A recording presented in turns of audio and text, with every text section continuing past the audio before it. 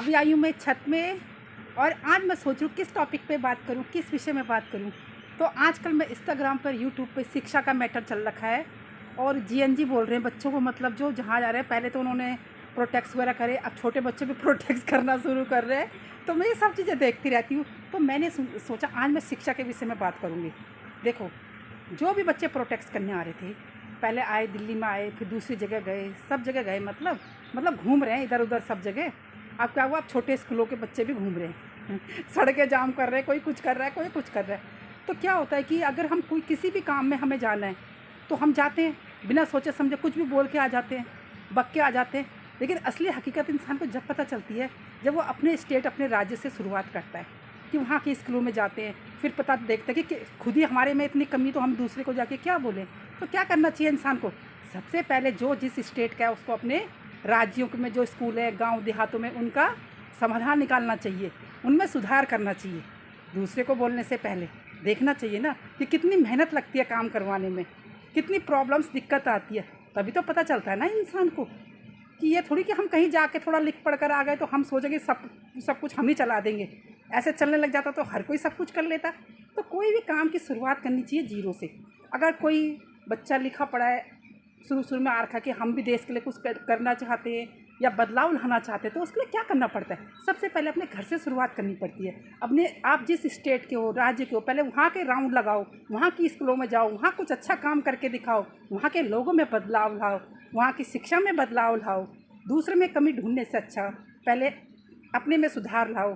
पूरे इलाके एरियो में जाओ, फिर वहाँ सुधार करो, किसी के लिए गलत मत बोलो, उनको सही रास्ता दिखाओ। तभी तो इंसान धीरे धीरे आगे बढ़ता है ना। सरकार, जो भी राज्य की सरकार है, जहाँ के बच्चे भी आगे निकल रहे हैं या टॉप पे हैं, क्योंकि उनकी जो राज्य की सरकार है उन्होंने उन पर मेहनत कर रखी है, इसीलिए वो बच्चे आगे निकलते हैं। अब आजकल क्या हो रहा है कि लोग क्या कर रहे हैं कि जो भी पॉलिटिक्स में है वो जा रहे हैं, स्कूलों का सर्वे चल रखा आजकल। मैं तो कह रही बहुत अच्छा काम है ये एक दूसरे की कमियां निकाल रहे हैं, कम से कम पता तो चल रहा है कि कौन कैसा, कौन क्या कर रहा है। लेकिन आप ये देखो ना कि सरकार कितना कुछ कर रही है हर जगह पे।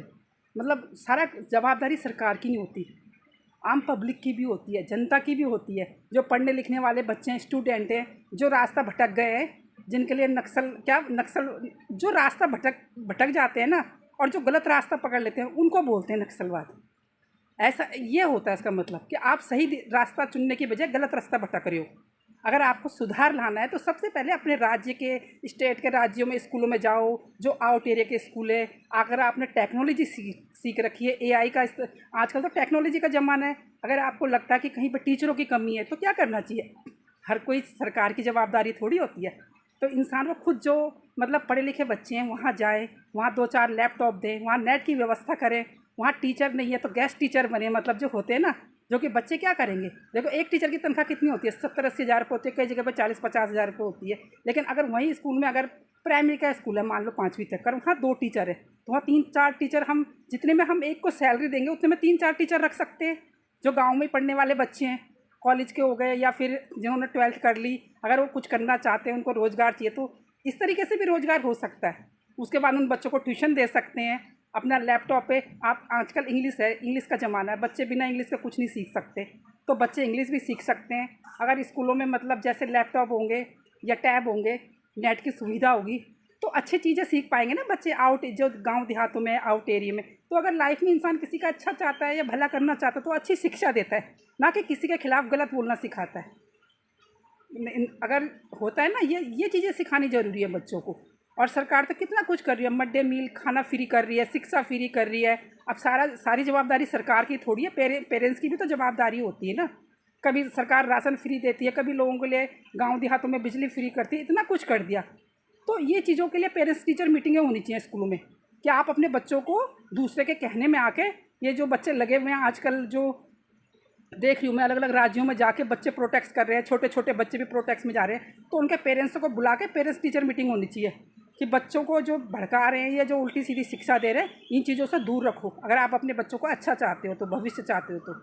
और जो बच्चे भी लाइफ में आगे बढ़ना चाहते हैं या देश के लिए कुछ करना चाहते हैं या अपना करियर बनाना चाहते हैं, तो उनका क्या है, वो जाए आउट एरिया में, राज्यों में जाए, वहाँ से प्रैक्टिस शुरू करे। भाई प्रैक्टिकली होना चाहिए ना इंसान को। एक होता है कि डिग्री मिल गई इंसान को, लेकिन डिग्री से कुछ काम थोड़ी आता। डिग्री हाथ में कुछ सीखा ही नहीं है, आप इंजीनियरिंग करने जाओगे, अब आपके हाथ में डिग्री है, जब आपको कुछ आता ही नहीं तो क्या करोगे आप बताओ। पहले प्रैक्टिस करोगे ना, पहले 2-4 साल 10 साल उस चीज़ में लगाओगे, तभी तो आगे जाके आप कुछ कर पाओगे, तभी तो सैलरी मिलेगी। तो यही मतलब होता है हर जगह का मतलब। कहीं भी जाते हैं, जैसे जो बच्चे होते हैं बिना सोचे समझे बच्चे कुछ भी बोल देते हैं या कुछ भी कह देते हैं, तो इसी को बोलते हैं नक्सलवाद और इंसान का मतलब ब्रेन वॉश करना, मतलब गलत गलत रास्ता दिखाना, छोटे बच्चों को बड़े बच्चों को भटकाना। तो ये चीज़ें तो गलत हो रही है ना हमारे भारत में, ये चीज़ें तो नहीं होनी चाहिए। तो इसीलिए जो भी बच्चे हैं, तो अब उनको पता शिक्षा का मतलब यही है कि आउट एरिया में जाओ, स्कूलों में जाओ, वहाँ स्कूलों का तरक्की करवाओ, अपने से खुद से पैसे लगा के उस स्कूल में मतलब किसी चीज़ की कमी है, कोई दिक्कत प्रॉब्लम है, उसका समाधान निकालो। ये काम होने चाहिए। और देखो आने वाले टाइम में क्या होगा मैं सब बताऊंगी आपको। तो मैं डेली न्यूज़ देखती रहती हूँ इंस्टाग्राम पे, यूट्यूब पे, कि छोटे छोटे बच्चों को स्कूलों का भी बच्चों का भी इस्तेमाल कर रहे हैं। तो ये चीज़ें गलत होती है। और जो भी यहाँ के भी राज्य के स्कूल है उनको क्या करना चाहिए, पेरेंट्स टीचर मीटिंग बैठा के उनके पेरेंट्स को समझानी पड़ेंगी ये चीज़ें, कि अपने बच्चों को इन चीज़ों से दूर रखो। अब आप मुझे कमेंट करके बताना मैं सही बोल रही हूँ गलत बोल रही हूँ। और कल मिलती हूँ मैं आपको नए ब्लॉग में। Okay, bye.